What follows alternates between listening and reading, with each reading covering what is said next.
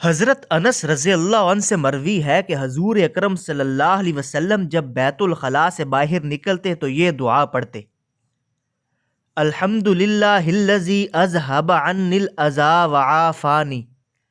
سب تعریفیں اللہ کے لیے ہیں جس نے مجھ سے ایذا دینے والی چیز دور کی اور مجھے چین دیا۔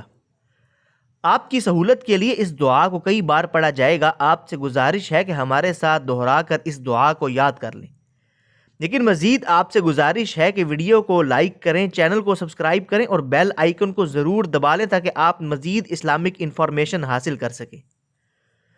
الحمد للہ الذی اذہب عنی الاذی وعافانی۔ الحمد للہ الذی اذہب عنی الاذی وعافانی۔ الحمد للہ الذی اذہب عنی الاذی وعافانی۔ الحمد للہ الذی اذہب عنی الاذی وعافانی۔ الحمد للہ الذی اذہب عنی الاذی وعافانی۔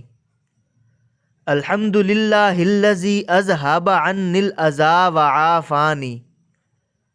الحمد للہ الذی اذہب عنی الاذی وعافانی۔